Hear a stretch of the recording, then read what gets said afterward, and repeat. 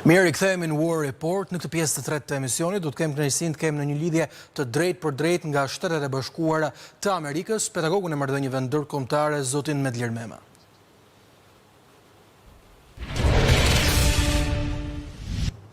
Zoti Mema, të përshëndes, faleminderit që jeni në program.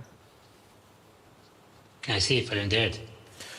Greqia tha se do të blej tashmë gaz nga Shtetet e Bashkuara të Amerikës, duke e marrë atë nëpërmjet cisternave dhe anijeve tregtare, duke u bërë kështu vendi i parë që e hiq dorë nga varësia energjetikës ruse, një thirrje prej kohësh kjo e Donald Trump. A është kjo thjesht një levë që Trump ka kërkuar, apo është një hap cilin duhet ta ndjekin të gjithë vendet për të mos qenë të kërcënuara nga Moska nesër? Më vjen keq sepse nuk të dëgjoj shumë mirë, më duket se sinjali nuk është i fortë. Nuk dini se shikoni apo jo ju. Jeni shumë qartë, do të kemi një përditësim ose më saktë një rregullim menjëherë nga regjia e cila do duhet ngres zërin tim në kufjen tuaj. Ju pyeta pikërisht në këtë moment ky vendim i Greqisë për të ndalur blerjen e gazit nga Rusia është një hap cilin Donald Trump e ka konsideruar si levë biznesi, apo është një hap i cili realisht do ta mbrojë Europën nga kërcënimet që mund të vinë nga Moska? Jo, dëgjoj, mund të jenë të gjitha gjërat. Pra nga një anë sigurisht është aspekti i biznesit, është e bashkuara janë të është shumë interesuar që të ketë një prezencë biznes amerikan në Evropë. Është në fakt edhe vetë nga sekretari i energjisë amerikane që nuk duan që as edhe një pikë e gazit edhe e vajt rus të jetë në fakt të tregun evropian. Pra këtu sigurisht bëhet fjalë për një lloj konkursi dhe për një lloj kompeticioni ekonomik, por mbi të gjitha sigurisht kemi të bëjmë me një element gjeostrategjik. Pra kemi të bëjmë me faktin se Shtetet e Bashkuara duan që të spostojnë influencën ruse nga kontinenti amerikan, nga kontinenti evropian. Por nuk është vetëm pikpamja amerikane, është edhe pikpamja do të thoja unë evropianëve. Së pari është Bashkimi Evropian që sigurisht ka një plan për të zhvendosur plotësisht dhe për të ndërprerë varësinë ndaj Rusisë. Së dyti gjithashtu është dhe Greqia, që dëshiron që të luajë një rol të rëndësishëm në rajon, jo vetëm në Ballkan, por edhe në Mesdheun Lindor, ashtu sikurse edhe në politikën evropiane. Zoti Mema, Donald Trump ishte zëtuar nëse do të shkojmë drejt një lufte, qoftë ekonomike me Rusinë, do të jetë dhëmb për dhëmb. Sanksionet e vendosura ndaj industrisë së naftës kanë sjellë një ndikim real. Ditën e sotme Moska tha se sanksionet dytësore do të ishin të papranueshme për ta, duke sinjalizuar kështu edhe frikën që ekziston brenda Kremlinit për mungesën e furnizimit e mbi gjitha për të bërë biznes me diçka të tillë. A jemi de facto përballë një lufte tregtare tashmë mes Moskës dhe Washingtonit? Besoj që këtë e kemi pasur të paktën që nga 2014, pra që nga pushtimi i Krimes nga forcat ruse, edhe sot të vazhdojmë të kemi pra një lloj shtrëngimi të atij rrethi, sa që bëhet sa më i vogël çdo ditë ndaj Rusisë. Ajo që është lajmëruar tashmë lidhje me gazin në Evropë është vetëm hapi më i fundit. Nuk e di nëse Rusia ka shumë opsione të tjera, pra edhe kërcënimet e Putinit nuk është se janë shumë serioze se cila është kundërpërgjigja. Rusia po mundohet me aq sa mundet të shes vajt gazin Kinës apo Indisë apo edhe vendeve të tjera, për këtu edhe naftën sigurisht. Shtetet e Bashkuara ja kanë kushtëzuar këtyre vendeve, sidomos Indisë, që të mos marrin eksporte ose importe nga Rusia.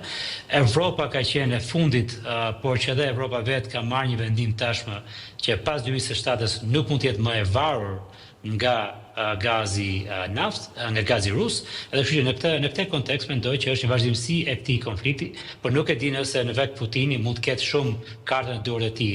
Mund të shikojmë atë që u përmend edhe pak më parë nga i ftuar në studio, që mund të kemi një lloj si konflikti hibrid, mund të kemi një lloj kërcënimi, mund të kemi edhe sulme kibernetike ndaj Shtetit e Bashkuara apo interesat e tij në Evropë, por përtesa nuk e di nëse Rusia ka karta të tjera në dorë. Tetë qartë. Ndërkohë, profesor Shala, a do të nxitojmë vendet europiane për të ndërmarrë të njëjtin hap që mori Greqia dhe mbi gjitha, sa janë shanset logjistike që Greqia t'ia dërgojë këtë gaz të lëndshëm Ukrainës duke parë edhe bombardimin që i ndodhi cisternës turke? Ajo bombardimi duket mund të ketë pas lidhje ose mund mos ketë pas lidhje me këtë lajm, domethënë.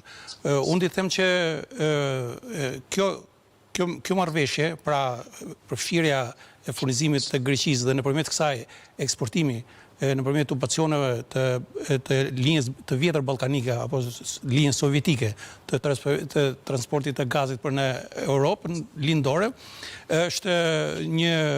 ndryshon hartën e investimit për sigurinë energjetike në Europë. Është një zhvillim i jashtëzakonshëm nëse realizohet, është një zhvillim i jashtëzakonshëm, përfundimisht Europa nuk do ketë nevojë më për do shputet atë që ka thënë do ta shpusin 2027, mund të shputet edhe më herë. Mund ndodhet më herë. Sepse shiko, kjo ka qenë, domethënë, Rusi, Ukrainë, Moldavi, Rumani, Bullgari, Greqi. Po ka qenë linjë furnizimi, tashmë do bëhet linjë kthimi.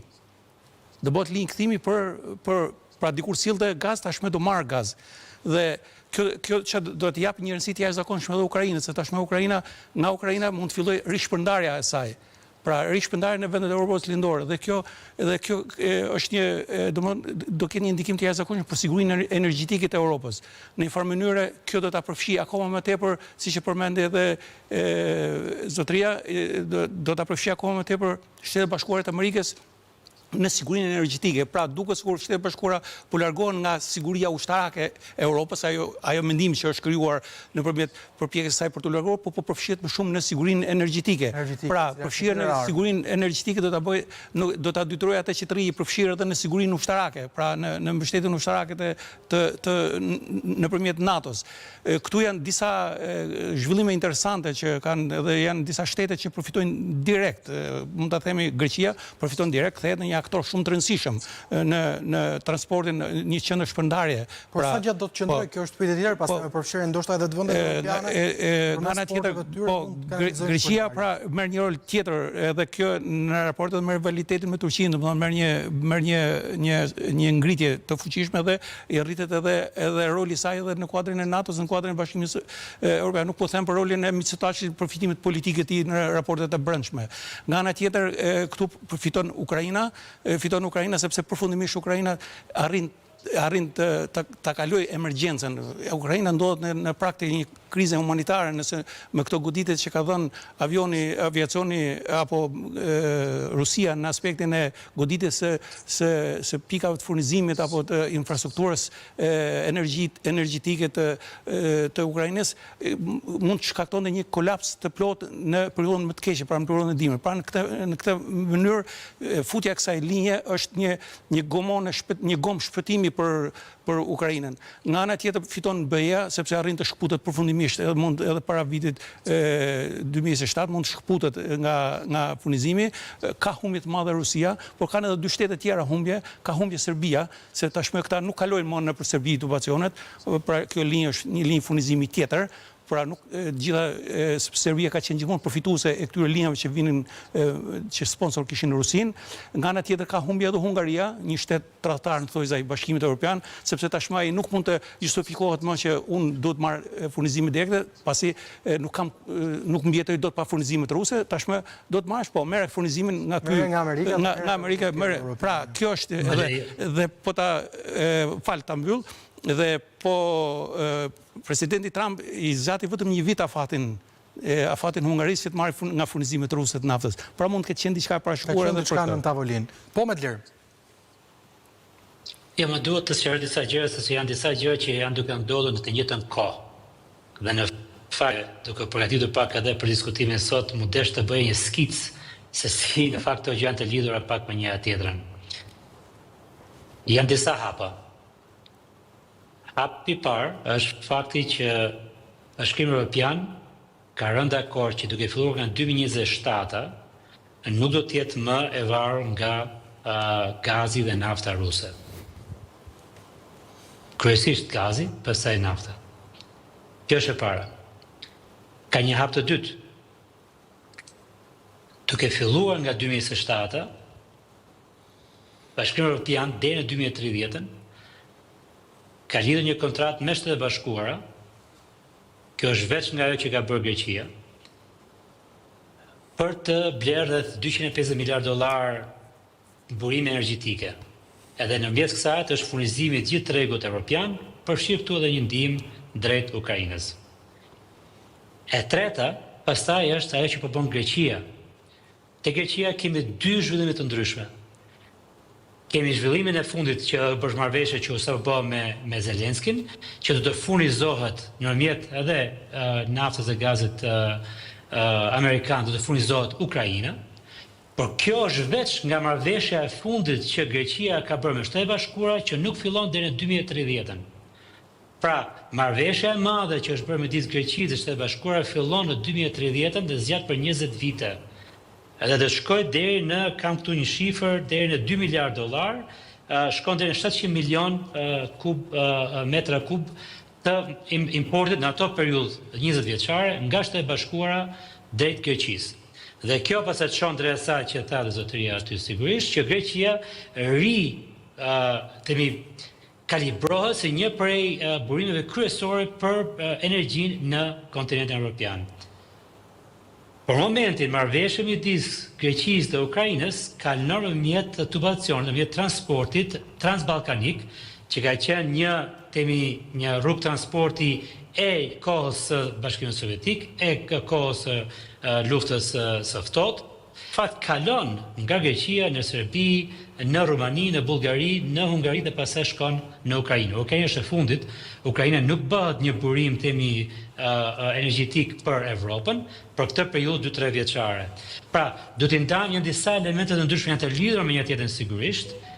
E para është pavarësia, dëshira pavarësi nga Bashkimi Evropian dhe një seri masë që ka marrë afat shkurtër për 3 vjet e ardhshme. E dyta pastaj është çështja e një marrëveshje afatgjatë që fillon në 2030 midis Greqisë dhe Shtetit e Bashkuara dhe pastaj në mjet këtyre procesit nga janari deri në mars të 2026 Greqia ka marrë përsipër që të mbështesë dhe të mbulojë kërkesat energjetike të Ukrainës. Këto janë të lidhura me njëra tjetra, por janë procese të ndara nga njëra tjetra.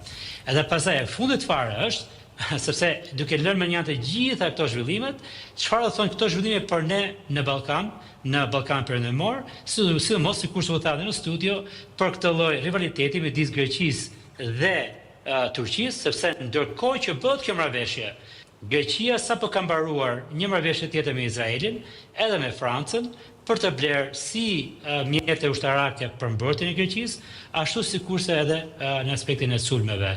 Kështu që janë një seri zhvillime shumë interesante këtu që e vënë Greqinë në qendër të një loje shumë të rëndësishme gjeostrategjike. Megjithatë, një përgjigje shumë të shkurtër, nëse kemi parë deri tani Moskën që fiton para nga shitja e gazit të saj, a do të jetë ky tashmë një oportunitet për Europën që të bëjë biznes brenda Europës dhe kush do të përfitojë në aspektin financiar duke shitur gazin e Amerikës? Po së pari fiton Shtetet e Bashkuara, dhe së dyti sigurisht duke bërë një marrëveshje 20 vjeçare me Shtetet e Bashkuara, Greqia bëhet porti i hyrjes për energjinë amerikane në kontinentin evropian, në Bashkimin Evropian, në tregun evropian. Tashmë përshkrinoj ka një numër këtu, ka një kontratë për 3.7 miliard dollarësh midis Greqisë dhe Rumanisë. Pra Greqia do të furnizojë Ukrainën dhe Rumaninë në 20 vite të ardhshme me një shumë për 3.7 miliard dollarësh.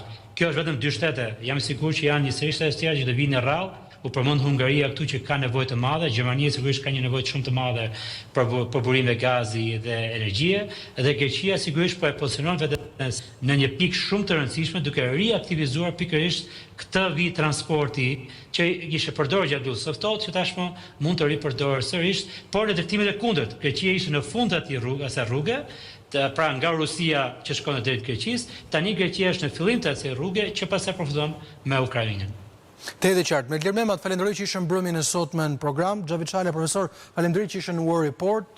General Deda ishte kënaqësi t'ju dëgjonim ditën e sotme. Kemi mbritur kështu në fund të programit. Unë ju rikujtoj se për trajat e fundit mund të klikoni çdo kohë në abcnews.al si dhe të na dëgjoni në radio ABC 105 FM. Faleminderit për vëmendjen tuaj. Bashkë natën e mirë.